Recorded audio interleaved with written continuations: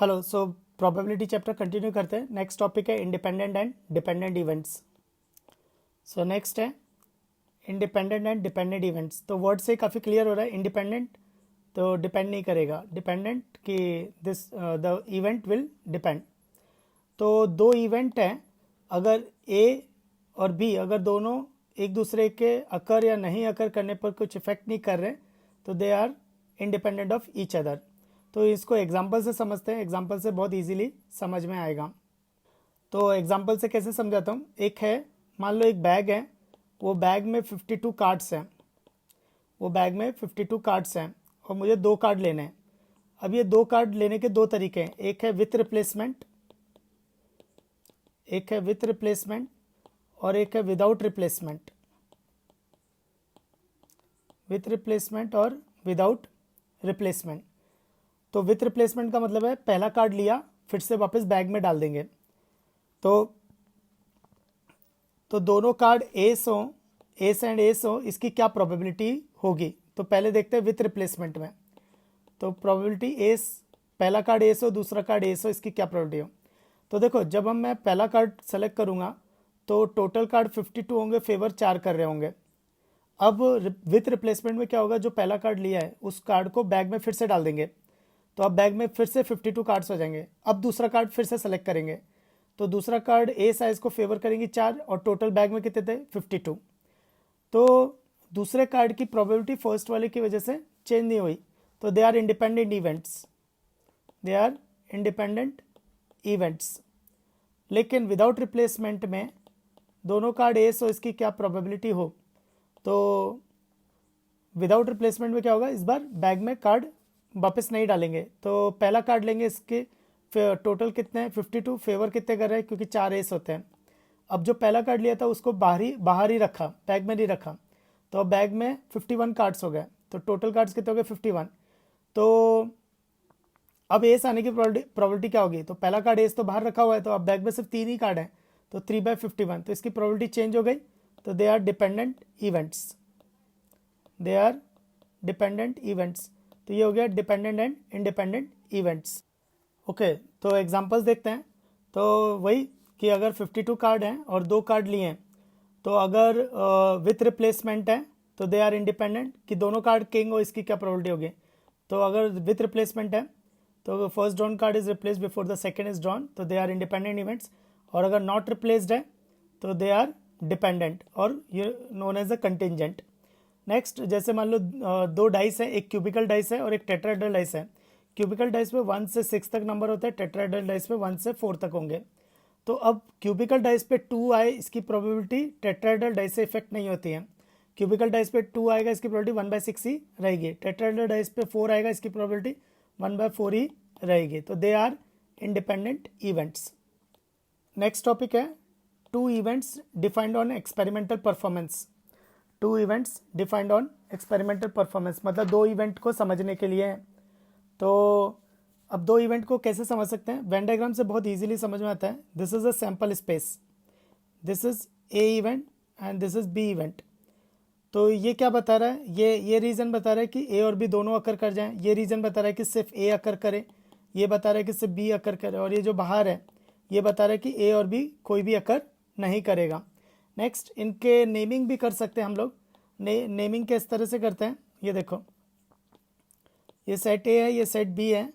तो अगर मुझे नेमिंग करना है तो ये होगा ए है पर बी नहीं है, यहाँ पर ए है बी भी है, यहाँ ए नहीं है और बी है, और यहाँ ए भी नहीं है और बी भी नहीं है।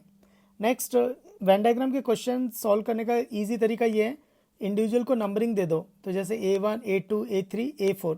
तो अगर सपोज क्वेश्चन आया कि ए के अकर करने की प्रोबेबिलिटी क्या होगी, तो A1 + A2 by sample space. B occur करने की प्रोबेबिलिटी क्या होगी, A2 + A3। सिर्फ ए और बी अकर करने की प्रोबेबिलिटी कितनी होगी, A2। सिर्फ एक अकर करे, इसकी क्या प्रोबेबिलिटी होगी, A1 + A3। या तो ए अकर करेगा या बी अकर करेगा। कोई कम से कम कोई एक अकर करे, A1 + A2 + A3। कोई भी अकर ना करे, A4।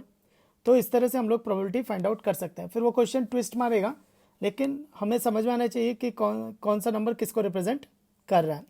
अब जैसे इसमें देखें तो अब इसमें देखिए जैसे थ्योरम 1 बनाई मैंने कि occurrence of at least one of the events, कम से कम एक इवेंट अकर करे, तो मैं लिख सकता हूँ probability of A union B. दूसरा तरीका probability of A plus probability of B minus probability of A intersection B. तीसरा तरीका A1 plus A2 plus A3 upon पूरा सैम्पल स्पेस। और नेक्स्ट तरीका ए अकर कर रहा है फिर बी अकर नहीं कर रहा, ए अकर कर रहा है बी भी अकर कर रहा है, प्लस ए अकर नहीं कर रहा लेकिन बी अकर कर रहा है। Next theorem 2 exactly one of them. Exactly one of them का मतलब हो गया कि ए अकर कर रहा है बी अकर नहीं कर रहा, प्लस ए अकर नहीं कर रहा पर बी अकर कर रहा है। दूसरा तरीका A1 plus A3 upon number of sample space total cases. और एक और तरीका P of A minus P A intersection B, तो सिर्फ क्या आ जाएगा कि A अकर कर रहा है plus P of B minus P A intersection B, मतलब सिर्फ B अकर कर रहा है। तो इसको तुम ऐसे भी लिख सकते हो P A plus P B minus 2 PA intersection B minus 2 times A intersection B। तो इस बार क्या होगा, वो दोनों बार ऐड हुआ था, दोनों बार ही पूरा सब्ट्रैक्ट हो जाएगा। नेक्स्ट है डी मॉर्गन्स लॉ। तो D Morgan's law set theory में क्या कहता है, ए इंटरसेक्शन बी का कॉम्प्लीमेंट्री होगा, पहले दोनों पर कॉम्प्लीमेंट्री और इंटरसेक्शन का यूनियन। ए यूनियन बी का कॉम्प्लीमेंट्री क्या होगा, दोनों पे कॉम्प्लीमेंट्री और यूनियन का इंटरसेक्शन।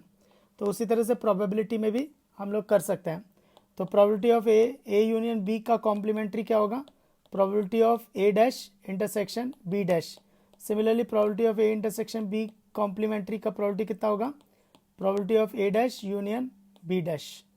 नेक्स्ट रिमार्क, तो ए यूनियन बी अकर करे और ए यूनियन बी अकर नहीं करे, इसकी प्रोबेबिलिटी क्या होगी 1। तो मतलब ऐसे मान लो P of C plus P of C bar, तो P of C plus P of C bar is equal to 1। Next अगर ए और बी एग्जॉस्टिव इवेंट होंगे तो ए और बी क्या बनाएगा, सैम्पल स्पेस, और सैम्पल स्पेस की प्रोबेबिलिटी कितनी होती है 1, क्योंकि ये श्योर इवेंट होता है। Next 2 events are mutually exclusive. तो अगर म्यूचुअली एक्सक्लूसिव होगा तो A intersection B null set होगा, तो probability of A intersection B क्या आ जाएगा 0। तो probability of A union B का फॉर्मूला होता है, probability of A union B का फॉर्मूला होता है P probability of A plus probability of B minus probability of A intersection B. लेकिन ये म्यूचुअली एक्सक्लूसिव है तो इंटरसेक्शन बी 0 हो जाएगा, तो सिर्फ क्या आएगा P A plus P B, P A plus P B. Next fourth point, तो फोर्थ पॉइंट को अच्छे से समझते हैं, वेन डायग्राम से बहुत इजीली समझ में आ जाएगा। तो ये सेट ए है, ये सेट बी है। तो अब अब अगर देखें तो probability of A union B जो होती है, probability of A union B होता है P of A plus P of B minus P A intersection B. तो probability of A union B थोड़ी सी सब्ट्रैक्ट होके मिलती है, तो इसका मतलब probability of A union B P of A plus P of B से तो कम ही होगी। वेन डायग्राम से भी देख सकते हैं, क्योंकि ए यूनियन बी कौन होगा, ए यूनियन बी ये होगा, और ये P A plus P B से तो कम ही होगी, क्योंकि ये पार्ट ज़्यादा ऐड हुआ है, एक्स्ट्रा ऐड हुआ है, तो उससे कम होगी। तो actually this is the inequality. Next A union B की ये जो प्रोबेबिलिटी है वो इंडिविजुअल प्रोबेबिलिटी से तो बड़ी होगी, तो A union B P A से तो बड़ी ही होगी। सिमिलरली ऐसे ही P A union B individual probability B से भी बड़ी ही होगी, तो this is the inequality. Next अब ये जो पी ए है वो इंटरसेक्शन से तो बड़ा ही आ रहा है, तो P A should be greater than A intersection B. Similarly P B की जो प्रोबेबिलिटी है वो इंटरसेक्शन से तो ज़्यादा ही आ रही है, तो P A intersection B is less than probability of B. तो ये इनइक्वालिटी क्रिएट हो गई।